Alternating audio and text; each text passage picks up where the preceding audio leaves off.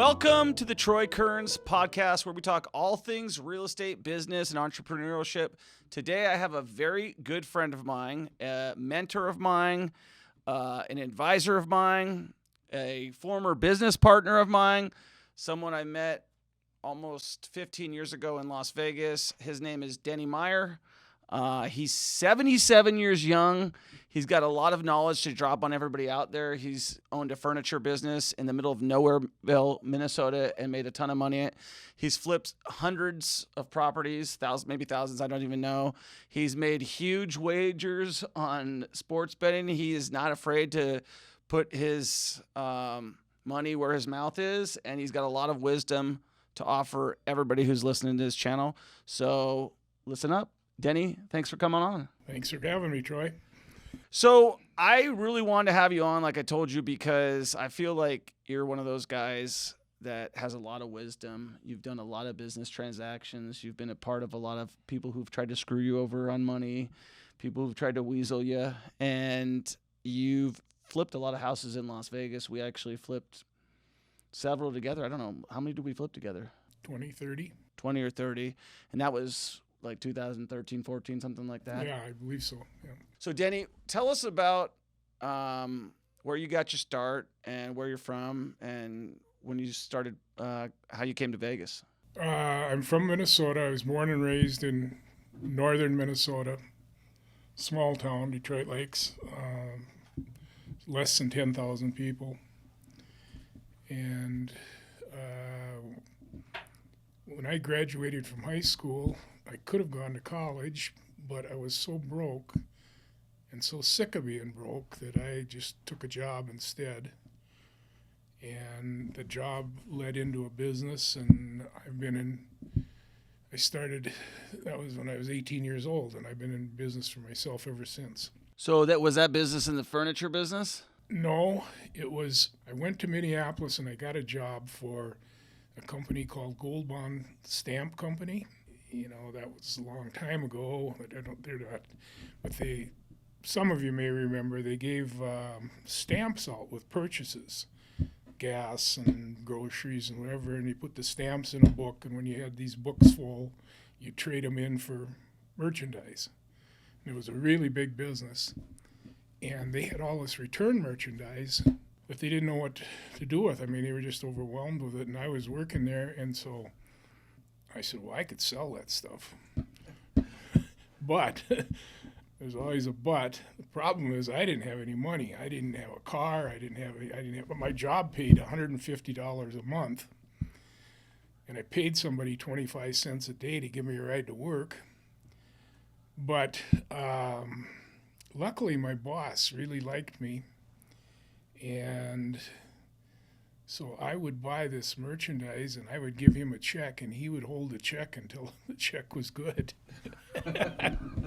So that's how I started in the salvage business. He would return items or damaged items, and then from there, eventually it evolved. I started buying salvage furniture, freight damaged furniture. But there was always a problem with that, in that you buy it by the semi-load, and you'd have 20 box springs and one mattress. And so then I had to find a source to fill some of these things out. So that's how I got into the furniture business. Right, just by solving problems. Right. Each problem that you solved eventually led to the point, like, why don't I just have the whole damn thing myself and I don't have to deal with anybody else? Yeah. So the interesting thing is that I spent a lot of times, as you know, in the same area that you grew up in. My cousins, my step cousins, we have no blood relation, but my cousin, Bill Funkhauser, who lived out in Las Vegas, is one of the reasons I'm out here in Las Vegas, who was a school teacher in Vegas and recently moved back to Minnesota. He grew up in the same area you did in Otter Tail County, which is just down the road from where you're at. And so I feel like I knew kind of what you were doing. And for those of you guys who don't know where Denny grew up, where we're about ready to go, is he's in Nowhereville, Minnesota, is where you should really describe it. It's because the town, the population of the town and the county that my cousin grew up in is, I think, about 15,000, 20,000 people. It's really small. And Detroit Lakes is a lot bigger, and it's still small. And you had, from my understanding, one of the largest furniture businesses in the state of Minnesota in those small counties. Yes, I did. And actually, my furniture store was in a neighboring town, and there were only 500. Population was only 500. That I built. I kept adding on. I drew traffic from 100, 150 miles away. So, yeah, it was a big store. So what got you interested in real estate? So just to take you guys back, how I met Denny. So Denny, at this point in time, I'm selling real estate in Las Vegas, and I am the guy you want to go to if you want to buy REO property because I've got all the banks, I've got all the listings, and Denny is venturing into flipping real estate at that point in time, and he comes in with a young lady, rest in peace, Adriana. He comes in with her to my office, and he says, hey, I want to buy all these properties from the bank. I want to write a check, and I want to buy them all. And I said, well, it doesn't work that way. You got to buy them one at a time. And, you know, I remember that meeting, and you kind of saw it going a certain way, and you walked to me over by the copy machine, and you said, hey, if we need to do business a different way, just let me know, and we can do business a different way. I don't want this situation. You kind of felt like you wanted to make a deal happen, and so you walked over to me because you thought that I was the one making the deal happen or something like that, I remember. And since then, I felt like we kind of built a relationship. We started flipping houses together, and you've taught me a lot of lessons along the way, some of them financially. Well, I got in. I'd never flipped a house in my life, and I was retired from the furniture business, and I wanted to do something. And Adriana was a realtor that I met, and then when I get interested in something, it doesn't matter what it is. I want to be around people that know more about it than I do, and of course Troy was at the top of the list. And so Adriana arranged a meeting, and we had this meeting, but I could see that Troy had a much deeper understanding of flipping houses than Adriana did, and I didn't have any. So I thought I got to get next to him. So that was how it came about. And then we ended up partnering with Jeff, who was doing properties at the auction at that point in time. And basically the way the deal structure was, if I remember correctly, it was me and Jeff get 50. We split that up amongst each other. And then you would finance the house. I'd finance the repairs. And he'd go find the properties. And you and I would do pretty much it. You'd get the money. He'd find the house. I'd fix the house, and we'd sell it. And I think the first property that he bought, we ended up making like $3,000 on, and it was a $310,000 house in Seven Hills. Yeah. Is that right? Sound about right? Yeah. But you have to start somewhere. You have to learn. Right. And so we did that. We ended up making, okay money. I just felt like at that point in time, it was better for you and Jeff to put together versus three of us whacking up a small chunk of money. But I learned a lot. And then I went and ended up, you've flipped a bunch of houses with a bunch of different people in Las Vegas. And I think that's where we should kind of go, because a couple of them have taken your kindness for weakness at some point in times. And have, well, yeah, that happens. I started flipping houses in, I believe, 2010 or maybe 2009. I'm not sure. And yeah, I flipped quite a few houses before I met Troy, but I did a lot more since I met him. And there are people. I just provided the money because I didn't have any particular expertise in anything other than that. And but that's not to say that the money isn't important. It was. And it worked out, but once in a while you run across somebody that wants to change the rules, and one of them ended up going to prison, federal prison. So I guess he changed the rules on too many people. Right. That was an interesting story. If you guys want to check that out, you can Google Ron Flipovic and see how that ended up going for him. But yeah, there's guys out there that will try to get over on you. You've had that happen a number of times. I remember some of the stories actually I'd like to talk about right now. You want to talk about that piece of land deal you did with the furniture store? I remember you telling me about a triangular piece of land. Can you walk us through that one? Do you know what I'm talking about? Oh yeah. Well, This just demonstrates how you think differently, and that's how, to be in business. You got to think differently than other people are thinking. right. It's if everyone does it the same way, you don't have any competitive advantage. So you have to. And I had bought land, not houses, but land, just bare land over the years, and I was in no hurry to sell any of it. I just sat on it, and and that worked out. But anyway, they're moving the highway, and there was a small piece of property that the state wanted from me. I mean, when I say small, I don't know how it was. Maybe it was a triangle, and maybe it was 100 feet along one edge and 50 feet on the short way. It was tiny. Park a couple cars on there. And actually, if I back up, it went in front of another piece of property that I didn't own. And so I went to the owner of that property and I said, I have no use for that piece of property. And I said, I'll sell it to you. And I'll sell it to you for $2,800. And he said, no, I'm not going to pay that. And I said, well, it's a kind of someday there's going to be a problem there because somebody's going to think that piece of property goes with yours, and there's going to be a problem down the road. And I said, $2,800 is nothing. He said, no, I'm not paying $2,800.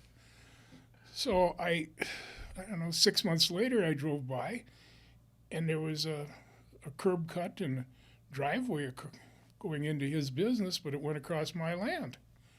And I said, well, remember when I told you that this is something that's going to happen? And he says, well, I can build a curb cut. And I said, yeah, you can on your own land, but you can't build on mine, and that's my land. That's the piece I was telling you I'd sell for $2,800. Well, he got all upset, and he said, well, give me an easement. I said, no, I'm not going to give you an easement. Buy it from me. I said, I'm not even going to raise the price, $2,800. Nope, you can do it. I said, all right, get your driveway off of my land. So he did. Well, then the state came along, and they wanted that little piece of land because they were moving the railroad tracks, and then they were widening the highway, and they had to move the railroad tracks over about 50 feet. And it's a long story, but that piece of property they wanted. And I said, well, fine. So they said, the way the process works, we have it appraised, we give you a price, and then if you don't like the price, we'll pay you to get another appraiser, get another price. So they gave me a price of $25,000. And I said, well, and they said, is that acceptable? And I said, well, I don't know.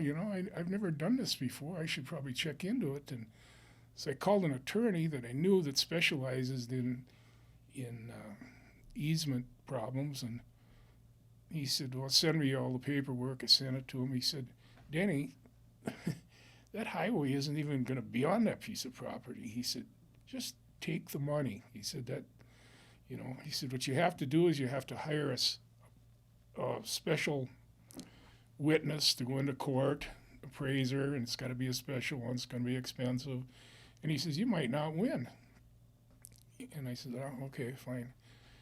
So I didn't do anything about it. And then the state kept calling me, and they said, well, if you don't like that price, we can have another one. So I said, well, I went and met with them, and I said, here's the deal. I talked to an attorney. He says, what'd the attorney say? Well, what do you think he said? This is what he does for a living. And he says, well, what do you want to do? And I said, I could sell that. You guys could pay me $300,000. We could go to court, and I could get $300,000. But by the time I pay the attorneys and all that, I'm not going to have $300,000. I know that. So I said, just give me $200,000. And they said, well, we'll let you know tomorrow. Is that okay? I said, yeah. They called up and said, yeah, let's do it. So the moral of the story is that's called a poker hand right there. If you can sell something to the government, it usually works out pretty well. That is the moral of the story. So you're saying bureaucrats with a lack of understanding and knowledge in real estate might overpay for something? Yeah. All right. That's one of the many stories that I've heard from Denny. And those stories just show you the knowledge of going right there. First thing, go and check, do you got anything? Now he's gauging, the state really wants this piece of land. Let me just throw a wild number out there and see if they go for it. And that's kind of what you did. Yeah. And they went for it. And guy's got his job done at the state, so he can check that box off. Bought property for $200,000 from Denny. That's done. All right, move on to the next one. Tax-free, by the way. Tax-free. There was no taxes on it. Oh, was that part of the negotiation? Well, it's the law. They took the land from me, so I did not know that. So there's no income tax on it. So when you face eminent domain in Minnesota, that's the law. In Minnesota, that would be the law. Okay, well that's great. So you really got a love for real estate now. You like investing in it. It's kind of like a little bit fun to fix up these houses, buy them for a discount, and turn your money. And you've been doing it for quite a while. You've been through different market cycles, different partnerships, myself included. I want to go through a particular deal that we did. I always remember my losers. And after we were flipping properties together, I kind of exited that business that me and Jeff had together, and you guys continued to flip houses together and had success there. Then I called you back up. I said, Denny, let's start flipping again, just you and me. You said, fine. We did it. And walk me through on your end how things went. I think that would be better than my version. If I remember the deal that you're talking about. We had done a few. Yeah. And then we ended up on one that it just. Yeah, it was. I didn't like the uncertainty of it. So Troy said, this is how much it's going to cost to fix it. And I didn't think his number was right, but he knows more than I do. So I said, fine, but it will not go over that number or you eat it. And he said, okay. Gobble, gobble. But I think those lessons, and then he even, this is the kind of fairness he is. Once we got to that point, he called me back. I don't know if you remember that. He said, you don't got to eat it. I'll take it over. And you just move on your merry way, and I'll take the hits, and you go on, and that's the end of that. And I said, nope, I'm going to finish it. I'm going to eat it, and we'll split whatever we make together, which was negative $13,000, and I ate that whole thing. And I learned a ton from that experience. Number one is that when someone lets you off the hook, you know, sometimes it's not going to ruin the relationship. I think we have a strong enough relationship, but I wanted to demonstrate to you that I finish what I start, and that was. Yeah, and you did. I mean, I was impressed. Yeah, and I just wanted to keep the door open for down the road if we ever have a situation that that I'm not going to leave you hanging on the bag and stuff like that. And Denny's got.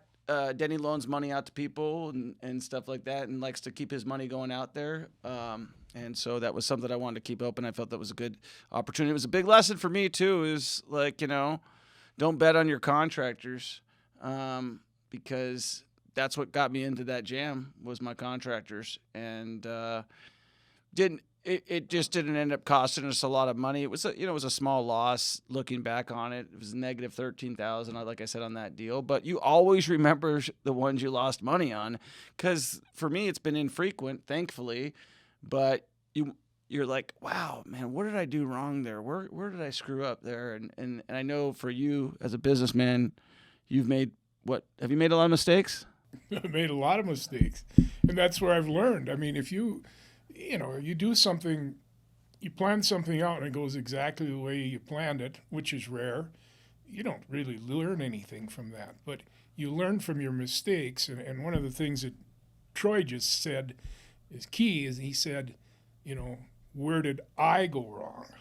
When something goes wrong, don't start blaming the government and the economy and everything. Blame yourself, and then you can take care of it. But if it's my fault, there isn't anything you can do about it. But if it's your fault, you can learn from it and make sure that doesn't happen again. When you blame somebody else, you're just giving up control. Right. That's great advice. And let's talk about that, because when you come into, and you talked about this just earlier, when you opened up your furniture, it was you probably making a lot of mistakes or realizing that you had lack of control of certain things. And so you wanted to control everything, and that ended up being a furniture store where you could control the outcome of everything. And really, that's the entrepreneurial spirit, is like, if you can't control it, then find the solution. And what did you learn from it? Because as you know, it means that you're probably going to make more money down the road. That's how business works when you solve problems. When I opened the furniture store, I had never worked at a furniture store. I've never, I knew absolutely nothing about it. So you have to make, if you're going to start a business, any kind of a business, you put together a business plan, but rarely is that going to work out. You have to be able to change midstream. You have to adjust as you go along, and not be stubborn about it. This isn't going the way I want it to go. Well, it maybe never will. Maybe what you wanted is impossible, and one or two little adjustments, and all at once life is good. Can we talk about that in the furniture business? Let's go down that. So when you first opened up the furniture store, what was the plan there? I got into it originally. I had to go to furniture markets to buy the things that I needed to fill in that I was missing from the salvage end of it. But then I could see that there was a future in furniture, and the location, while it was only 500 people, it was on a good highway, and I could draw from a long distance. And I had in those days, I was. What year is this? 1974. How long did you own the furniture company for? 9 years ago was when I got out of business. I don't know. So 1974 to 2012. Yeah, and before that, I was in business for myself for 46 years. So so you originally opened it because it had a good location. You felt you could draw from people, and you knew that there was a good business in there somewhere. Yes. Did it go according to plan? No. What happened? My location is 35 miles from Fargo, North Dakota, which is the biggest city near me, and that turned out to be where I lived and where my store was is lake country. It's hundreds and hundreds of lakes and lake homes, and so all the North Dakota people come that direction to go to their lake homes on the weekends and everything. So my plan was to draw that traffic and sell to that traffic, which I did, but there are many furniture stores in Fargo, and they were much bigger than my furniture store at that time. So I had to really fight for a market share. But I got it. Eventually I got it. Can we talk about that fight? What did that fight look like? The way the furniture business works, there are lines, manufacturers, and they like to partner up with furniture stores. So the better lines already had representation in Fargo with large stores or chain stores. So I had to take what was left because I wasn't important enough to any of these vendors. So I had to take unknown names and build them up to name recognition where customers wanted it.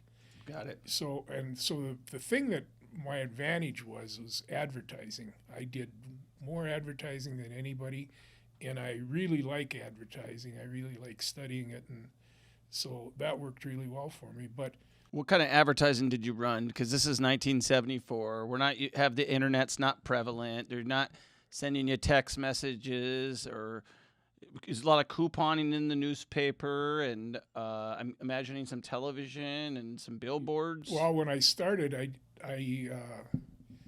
used what they call inserts, into the newspaper, the ads, like a 4-page ad or something that's stuffed inside the newspaper.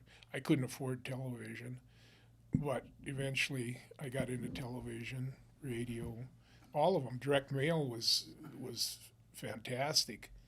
I don't think it's as good a medium today as it was then, but it was really good. So you were driving business to your business through advertising. Yes. Once you started doing that, you understood sales was closing the deal once they got to the front door. How did you guys get that done? When I started, it was myself and one other salesperson. We kept adding sales staff, and we kept adding onto the store too. After 3 years, we tripled the size of the store, and then we just kept adding on. But a lot of sales training and a lot of I paid high commissions. I paid more commission than other places. There was commission sales. Was there a psychology behind doing that? Well, your good salespeople are greedy. So, and if you're not greedy, don't be a salesperson. Right. So you were trying to attract the best talent, knowing that you paid the best in the town. Yep. To attract the best talent. Right, and you have to back them up. Your commission rate can be the highest of anyone, but if there's no traffic into your store, they'll quit. Because so you have to. It all works together. There's many pieces that have to come together. You have a big advertising budget, right? And then if you get the traffic and your salespeople are terrible, they don't. That money goes out the door. Right, it's all wasted money, and vice versa. You get the best salespeople, but no traffic into your store. So you have to put that all together, and then you've got the merchandising. You have to have, because people had to drive. They didn't live a mile away from this place. Most of my customers live 50, 60, 70 miles away. So when they get there, there has to be a reason. They have to say, wow, this is something. I'm glad I made the trip. Right. So, and then from that is, typically the wife wants to buy furniture and she nags on her husband. Finally, he agrees to go. Lovingly nudges. Yeah. If my wife is listening. So he agrees to go furniture shopping, and then if they had to drive 75 miles, he says, we drove 75 miles, just buy it. That's We're not going to come back and look again. Right. So that location worked well for me for that purpose. That's great. So you ended up learning a ton in that business, expanding, solving problems, and then you grew the business so big that you actually were like the number one furniture store in all of Minnesota? No, not all, no, just the northern half of Minnesota. So by the Twin Cities, there were larger stores. Okay, but you were moving a substantial volume in a very small. You had like the Walmart model, which is basically go in a small town and dominate. Yeah, I dominated the market. So you dominated the market. You made a lot of money in the furniture business. We won't talk about it. And if people want to find Denny on social media, good luck. But you could definitely give us a 5-star review. Denny, do you have an Instagram handle? No. What about a Facebook handle? No. Okay. All right. I always say if I can learn from guys who have been down the road and they've got a lot of experience and a lot of knowledge into fighting it out with the government, fighting it out with business.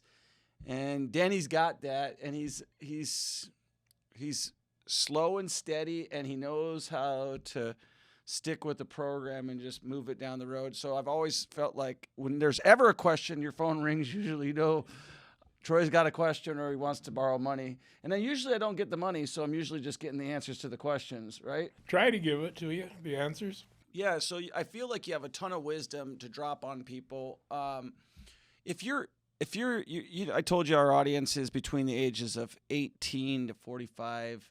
We have, we skew male, but we have a lot of people who, they think about getting started for a long time before they do stuff. As you know, life is short.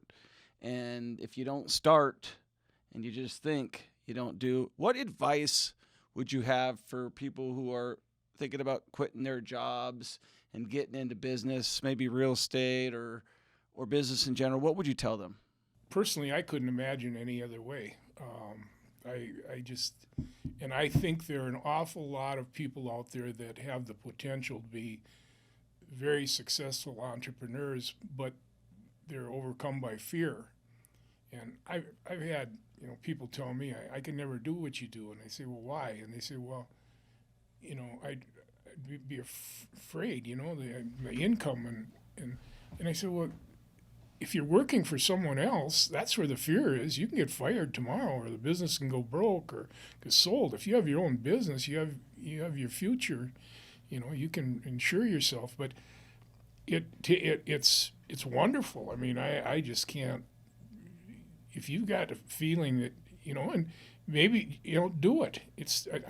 I know for sure it's not going to turn out exactly the way you planned it. But if you're dedicated and really, really mean it, that you want to have your own business, any kind of a business, you can do it as long as you stay dedicated to it and as long as you're willing to adjust.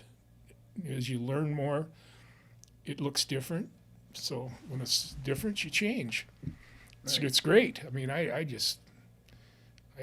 couldn't imagine.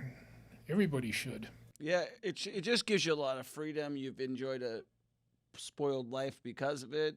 You go back and forth from Minnesota to Las Vegas. You spend if you guys don't know, it gets kind of cold in Minnesota. Yes, it does. What do those winters look like? You don't get a lot of them, but 40, 45 below, I've experienced that quite a few times. But 30 below, I mean, a couple winters back, it was below zero for 80 days in a row. So yeah, you're not going and hitting the golf course. No. So you got a place in Vegas. There's not a lot of houses to flip in Minnesota in the area you're at because people tend to stay there, and houses tend to stay in the family for a long time. And so there might be a few flips going on, but probably not something you can scale. But Las Vegas has got people coming and going all the time. Houses getting thrashed all the time.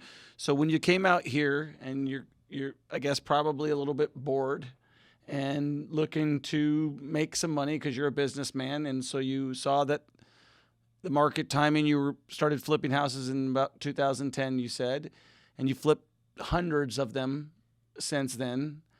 And what have you learned? What have you learned being a brand new house flipper 10 years ago from being a guy who sold furniture and built one of the biggest furniture businesses in northern Minnesota? Well, what I've learned about real estate is I truly believe that there's a boom in real estate someplace all the time.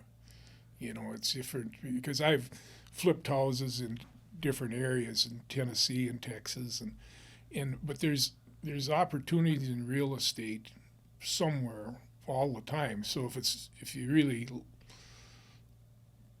like flipping houses or investing in real estate, there's opportunity everywhere. It's not as competitive as the furniture business because it takes more money to do it.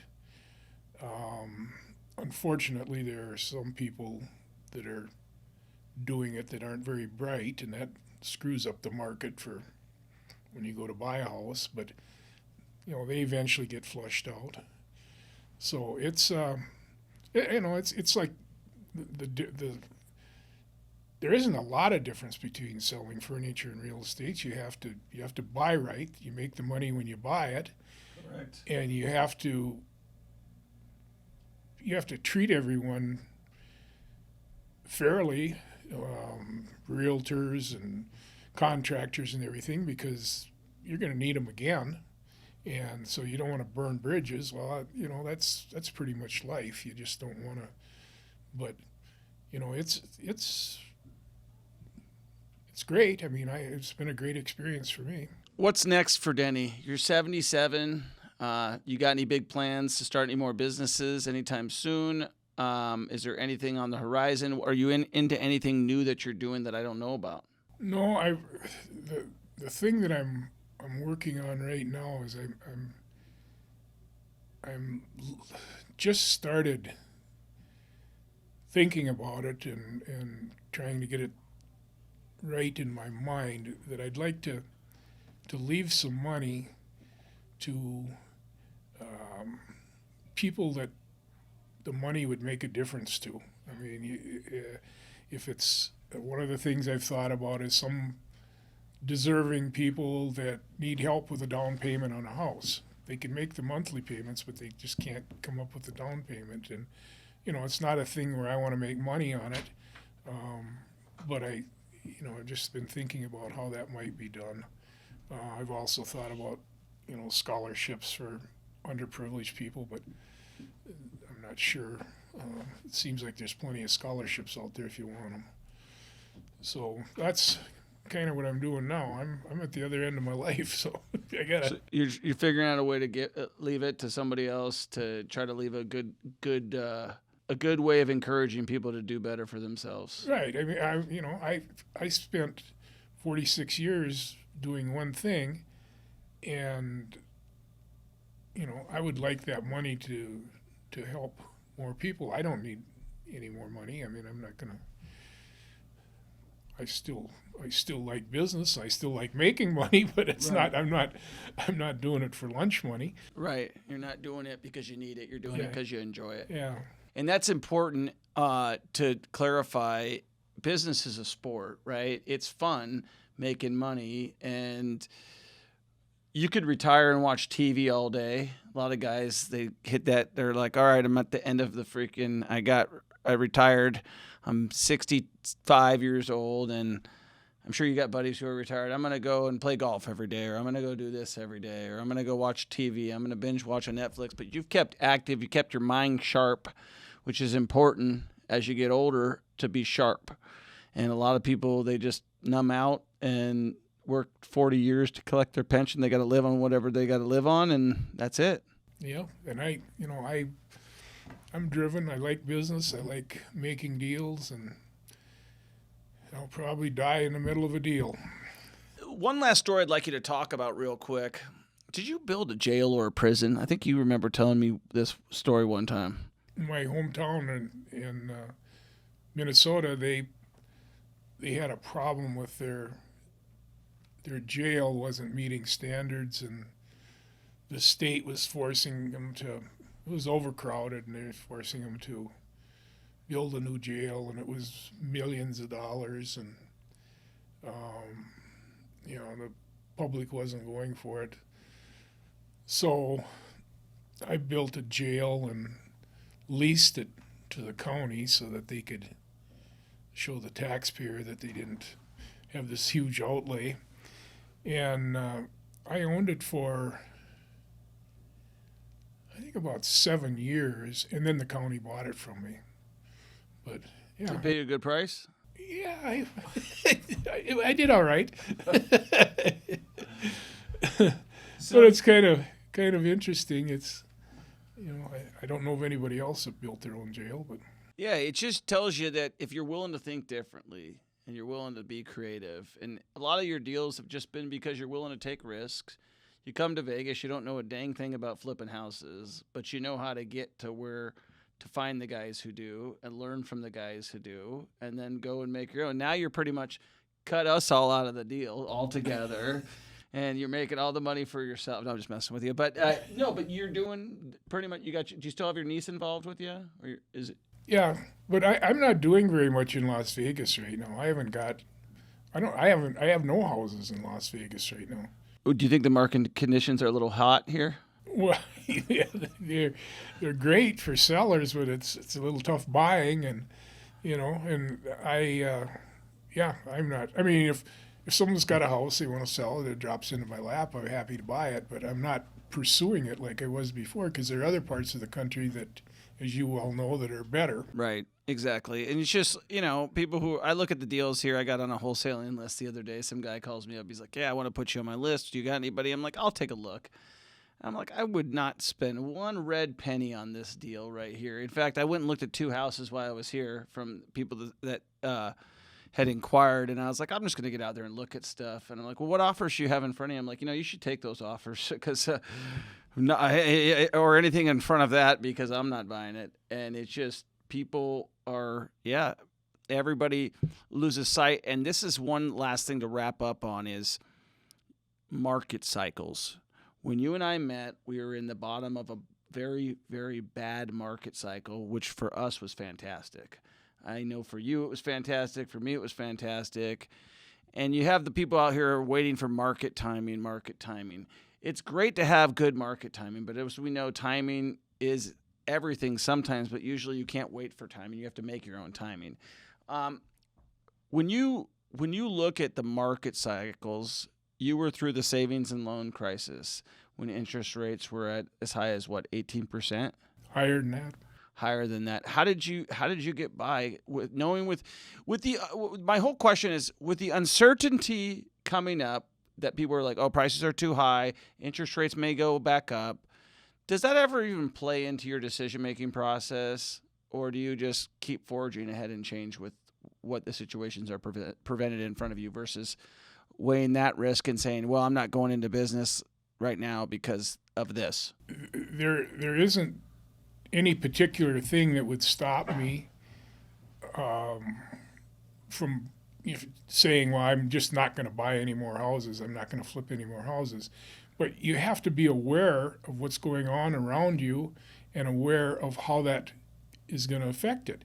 And with a house, there's, it takes you 90 days to get in and out, and things can happen during that period of time. So you have to take care of it on the front end when you do the buying, and you have to know that, in interest rates, I mean, I know, I lived through interest rates of, I never paid 18%, but a lot of other people did. And I paid 15, 12. Many years I paid 12% interest, on business loans. And believe it or not, that, like for the furniture business, that was good. Now, people won't understand this, but when interest rates are 15%, everybody and his brother isn't out there trying to get into the furniture business, because if they don't have the money, they're going to have a hard time borrowing it if they don't. But when interest rates are like zero, like they are now, that's when a lot of stupid things happen with money. Right, because anybody can do it. Yeah, so then you have to compete against a lot of stupid people. And that's what they said, what you said earlier. A lot of these guys, they just don't last. And flippers do have a bad reputation. I've noticed that from my social media. You say one thing about flipping or cheap, that the fact that you got a cost-effective piece of tile in there, and as you know, and you get somebody trolling you on there saying, you are just like a typical flipper, cutting every single corner that you could possibly have. And I know from us flipping together, we don't cut corners. We're trying to turn out a quality product that passes an inspection so that we can make our money. But the perception is there are a lot of guys that cut corners out there, which we do know about, but those guys don't last. No, unfortunately, there's another one right behind them. But Right. when interest rates go up, a lot of those people are going to be gone. They're not going to be able to withstand it. With the technology that you've seen advance in the last 10, 15 years, where do you see our country going, and where do you see things going as you are on the other side? You said it yourself. What is your biggest worry? What is your biggest thing that you worry about for the children that are being born right now? I've got 8-year-olds sitting out here in the lobby right now. What do you think I should be teaching my kids? What do you think our listeners should be teaching their kids? What are the things that you think that our country needs to hear about? Well, I'm really, really concerned about the spending. This spending, it's going to destroy our economy, and there seems to be so much emphasis on giving, and I mean giving people what they want or what the government thinks they should want, without any regard to the cost. And the cost, there's not that much immediate cost, but there's a tremendous future cost that's going to, the things that you and I have done and made us successful are going to be hard to do when the chickens come home to roost, and they will. I mean, you just can't, and they can't, when interest rates are zero, if we go into a recession, what can they do? Then they go to minus interest rates, which they have done in Europe. I worry about the government, the way they give away money and try to make everybody happy, and it's It's not right, and it's going to cost a lot. Someone's going to pay for it. It's not them. And as you know, yeah, it's definitely something to be concerned about. Definitely pay attention to who you elect in your office, your local office. A lot of these people don't know nothing.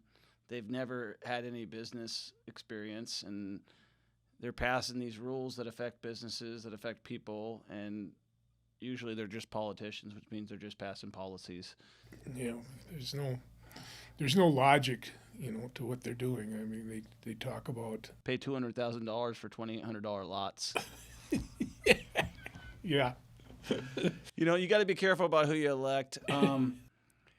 Is there anything else you'd like to add?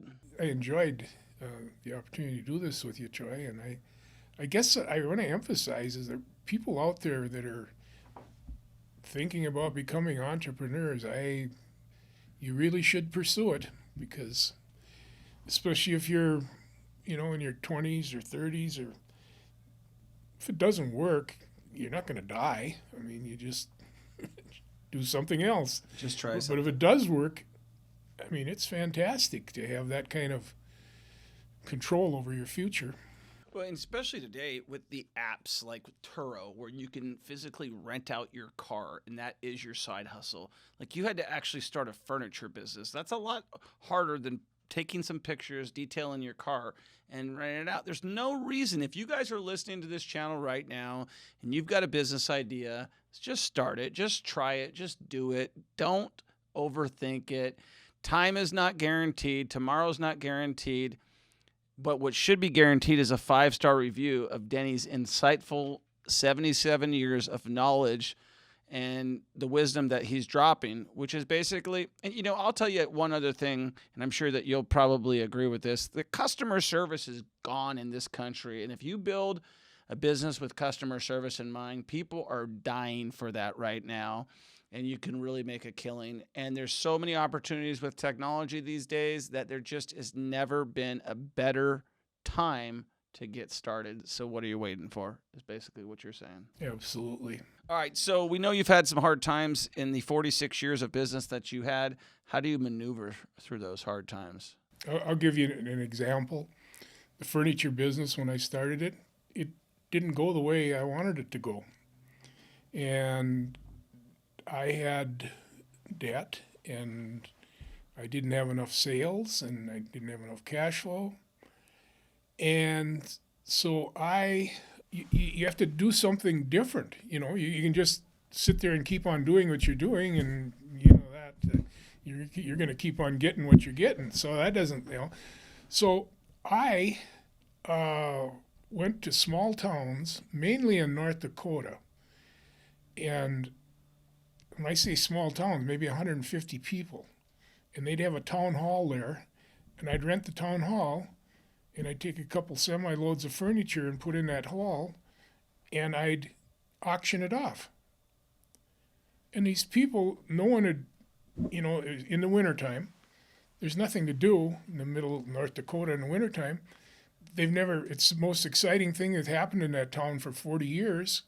The place would be so jam-packed with people. Yeah, it worked. And nobody had done it before. No, and I didn't do that because I wanted to do it. I did it because I had to do it I wasn't getting enough cash flow out of the store.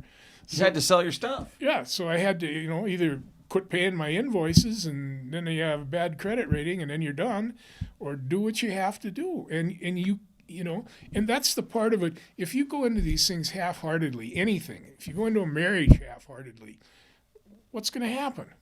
It's going to fail. Right. And if you go into a business, no, I'm not saying, you make your business plan, okay, that you don't set that in concrete, but if you are truly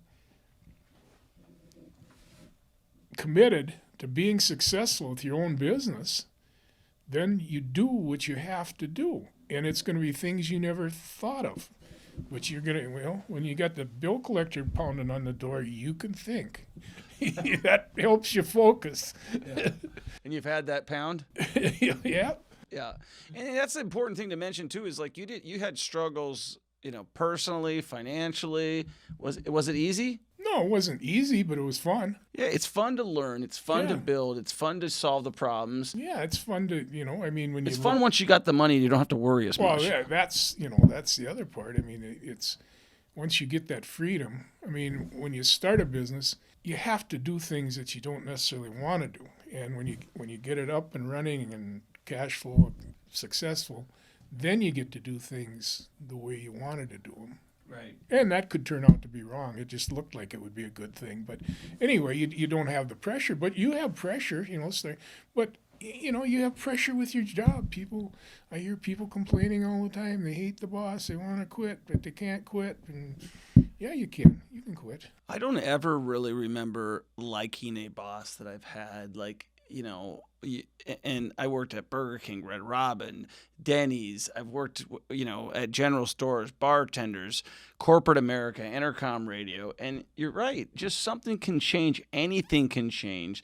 The wrong person gets promoted with the wrong motives and throws you in. There's a lot of politics and working in an office environment. And you're right. The best way that you're going to ever control anything in your life, you don't see anybody on the Forbes 400 list that said worked at, or anybody that said saved at. Yeah. It's people who trailblazed and did something different. And your story is a story of a guy who built a furniture store because he saw an opportunity and solved a problem. And it ended up being, when you set out, I guarantee, when you set out to become an entrepreneur, you didn't say, I'm going to build a furniture store, the biggest furniture store in northern Minnesota, and start auctioning out properties in all these small towns to make money. No, that wasn't. That was not the business plan. No. It became that. Yeah. So when I was in high school, my dream was not to own a furniture store. My dream was to not starve to death. Right. And it just happened to be that, and I liked it, and it went well. But if it wouldn't have, I would have done something else, and I don't want to brag, but I believe that I would have been successful at another business too. Well, I don't think you're bragging. You got no quit in you. You like to succeed, and you don't mind. You're not afraid of failure, and that's what people. That is another thing. It's just that is a secret. Just do not be afraid to fail, and it's just embrace it. Yep. Because what you're going to learn from it is going to teach you a lot about yourself. Don't make a bunch of excuses about it. You failed. Big deal. Now you learned, and you have to. You have to learn. If you failed and just say, "Well, I failed," that's not good enough. You have to analyze that, and you have to make sure that you believe that you're the reason you failed. Because there is no other reason. Right. You made a bad decision. People who want to blame other people and say, well, this guy did this and that guy did this, and that's. Do you want to do business with them? No. There's 3 things that make people fail: lazy, ignorant, and bad decisions. And that's under your control, every bit of it. Right. So if you're lazy, you're ignorant, you're making bad decisions, you're going to fail. Or if you're making bad decisions, but you're not lazy and ignorant, you still probably fail. In the combination thereof, you'll definitely fail fast. Yes. But you can be, you can be very bright, but still fail. There's a lot of smart people that fail because they're lazy or make bad decisions. Right. And would you argue that you were the smartest guy in the furniture business? No. Exactly. So there's a lot smarter guys out there doing. Yeah. Thank God. Really, because where are you going to learn? Right. I'm not going to learn from the dumb ones. Exactly. Great time talking with you today. Well, I'm glad. I think there's just a lot of wisdom that you can learn from somebody who's been around the block, so to speak, who continues to try new things. And now he's trying to figure out a way that he can help other people so that he can leave the country that's given a lot to him better than when it was when you came here. So with that said, thank you for coming in, Denny. I appreciate it. We'll have you on again if you guys give us a 5-star review. And thank you for tuning into the Troy Kearns podcast, where we talk about all things real estate, business, and entrepreneurship. And we go down the rabbit hole. Today we went down the rabbit hole with Denny Meyer. And if you want to check him out on Instagram, good freaking luck. So, peace.